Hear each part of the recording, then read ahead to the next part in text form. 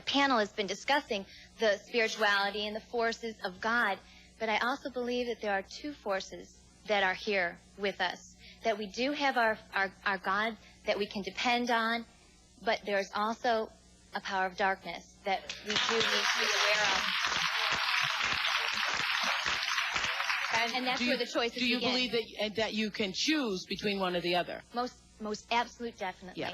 Now, we are given that choice. Now, Marianne Williamson says in her book, Return to Love, that we're always walking in the direction of one or the other, that all of your actions in life, either you're moving toward the darkness or you're moving toward the light. That's right. She calls it fear and love. There's this wonderful book called Ishmael by Daniel Quinn, which is, anyway, it's a gorilla talking, but anyway, it talks about one of the points it brings out is one of the mistakes that human beings make is believing that there is only one way to live. That's and right. That we don't accept that there are diverse ways of being in the world, that there are millions of ways to be a human being. Please God? And many ways, but many paths to what you call God. And her path might be something else, and when she gets there, she might call it the light.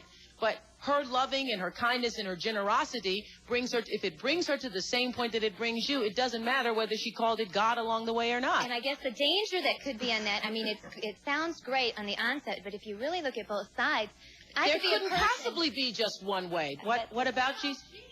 What about Jesus? That even brings them up in this whole discussion, and you say there isn't only one way. There is one way and only one way, and that is through Jesus. There couldn't possibly be with the millions of people in the world. There couldn't possibly be. Because you intellectualize it and say there isn't. If you don't believe that, you're all buying into the lie. But that makes you right. Do you think that if you are somewhere on the planet,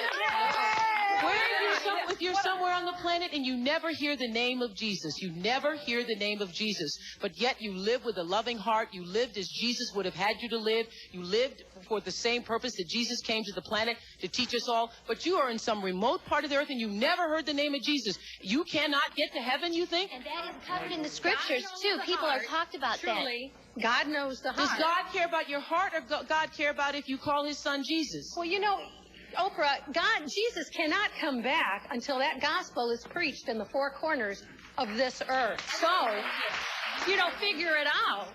Okay, I can't get into a religious argument with you. It's not religion, Oprah. I can't get into a religious argument with you. John.